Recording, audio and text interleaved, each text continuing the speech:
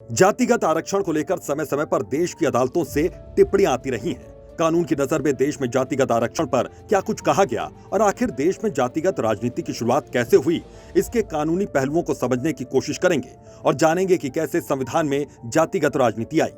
समझेंगे कि ये सब कैसे और कहां से शुरू हुआ। आखिर भारत जैसे लोकतांत्रिक देश में क्यों जाति के आधार पर आरक्षण देने की जरूरत पड़ी और आज के समय में इसकी क्या स्थिति है। तो सबसे पहले बात करते हैं ओबीसी आरक्षण की। तो इसको शुरू करने की जरूरत कब और क्यों पड़ी, ये कहानी शुरू होती है साल 1979 में, तब जब जनता पार्टी की सरकार ने मंडल कमीशन का गठन किया, जिसका काम था कि समाज में सामाजिक और आर्थिक रूप से पिछड़ों की पहचान करना। बिंदेश्वरी प्रसाद मंडल को इसका अध्यक्ष बनाया गया और तभी से इसका नाम पड़ा मंडल कमीशन। जस्टिस जेबी पारदीवाला सुप्रीम कोर्ट में ईडब्ल्यूएस रिजर्वेशन पर फैसला देते हुए ये साफ कह रहे थे कि डॉक्टर भीमराव अंबेडकर का विचार महज 10 साल के लिए आरक्षण लागू करके सामाजिक सौहार्द लाने का था, लेकिन पिछले 7 दशकों से जारी है। आरक्षण अनंत काल तक जारी नहीं रहना चाहिए और अगर ऐसा होता है तो वह निजी स्वार्थ है। वहीं जस्टिस बेला एम त्रिवेदी ने भी आरक्षण पर संविधान निर्माताओं की भावनाओं की याद दिलाते हुए कहा कि आरक्षण लागू करते वक्त आज से 75 साल पहले क्या सोच रखी गई होगी और क्या वो सोच हम आज भी हासिल नहीं कर पाए। देश की सर्वोच्च न्यायालय का यह साफ मानना है कि कोटा यानी कि आरक्षण सिस्टम हमेशा के लिए नहीं रह सकता, एक समय सीमा तक करने की इसे जरूरत है। वैसे तो आजादी के पहले से ही अंग्रेजों ने अछूत जातियों को अनुसूचित जातियां कहा, जिसे भारतीय संविधान में भी जारी रखा गया।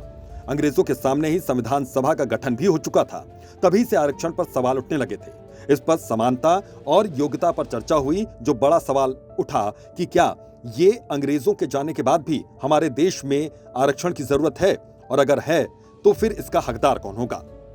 इसे जाति के आधार पर दिया जाए या फिर आर्थिक आधार पर, फिर अगर होगा भी तो आरक्षण, तो उसकी समय सीमा क्या होगी। इसको देखते हुए संविधान सभा ने एक सलाहकार समिति का गठन कर दिया, जिस समिति ने कहा कि देश को अनुसूचित जातियों के लिए आरक्षण की जरूरत है। अब क्या था, 1949 में संविधान में आरक्षण की जरूरत पर जोर दिया गया।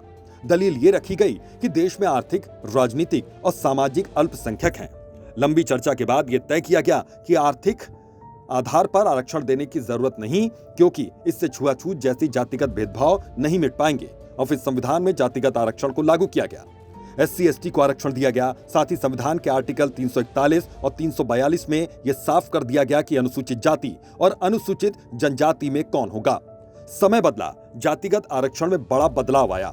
1980 में जब मंडल आयोग की रिपोर्ट आई और तब के कोटा में बदलाव करते हुए इसे 22% से 49.5% करने की सिफारिश की गई। 1990 में मंडल आयोग की सिफारिशों को VP सिंह सरकार ने सरकारी नौकरियों में लागू कर दिया। 1992 में ओबीसी आरक्षण को सही ठहराया गया। बाद में केंद्र सरकार के शिक्षण संस्थानों में अन्य पिछड़े वर्गों के लिए आरक्षण शुरू हुआ, जिसके बाद से देश में 49.5% का आरक्षण चलता रहा। सुप्रीम कोर्ट का फैसला था कि 50% से अधिक आरक्षण नहीं दिया जा सकता, लेकिन राज्य आगे बढ़ गए। अब गरीब सवर्णों के लिए 10% अलग कोटे का प्रावधान किया गया, जिस पर सुप्रीम कोर्ट ने मुहर लगाई। देश में जातिगत आरक्षण का यह कानूनी लेखा जोखा था, लेकिन इस पर राजनीति कैसे आगे बढ़ रही है, देश की किस पार्टी ने जातिगत कोटे के साथ कैसे खेला, ये बताएंगे इसकी अगली कड़ी में लॉ स्ट्रीट भारत की रिपोर्ट।